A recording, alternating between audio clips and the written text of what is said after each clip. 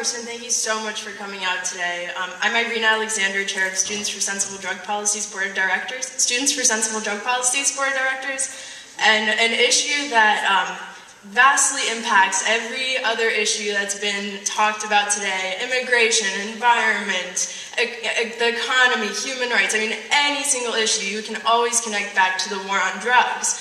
Unfortunately, the war on drugs is something that a lot of people, including many progressive movements, are a little afraid to talk about still. There's still a lot of stigma around this drug issue. So I'm wondering how we can fight against that barrier and really bring this conversation to the table and make some change.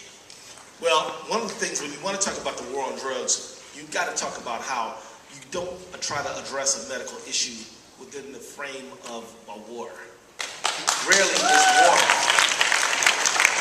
Very, very rare occasions in which war is a useful metaphor for anything other than an actual war, which almost none of them need to be fought. I said almost. We should stand up against Hitler. We should stand up against, there's times when people have to fight. We should stand up for the Union against the Confederacy. But almost never are they worthwhile. Certainly Iraq is an example of something never should happen. Add Vietnam to that, and there are others as well.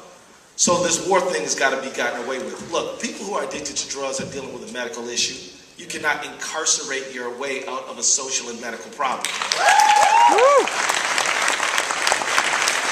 We tried to, and we ended up having more young black men in prison than in college. And we ended up throwing away vast amounts of human potential. So, look, we've got, the Congress made some progress. It used to be that if you had 1 gram of crack cocaine, you'd have to have 100 grams of powder cocaine in order to get the same sentence. Of course, people of color had the crack and whites had the powder, so there was this disproportionate incarceration rates. We lowered that to 18-1, which is progress, but it ain't equality.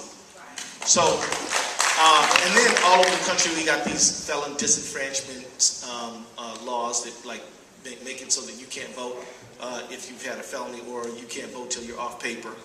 I mean, we need to have, there are 2 states where you never lose your right to vote, Vermont and Maine. And why should you lose your citizenship? You're still a citizen even if you have, and we also have to introduce some of y'all who either, whether you're a theist or a non-theist, whether you're a person of faith or not, we also should have this idea of redemption, that you're not the worst thing that you ever did. People ought to be able to come back into society and be productive, right?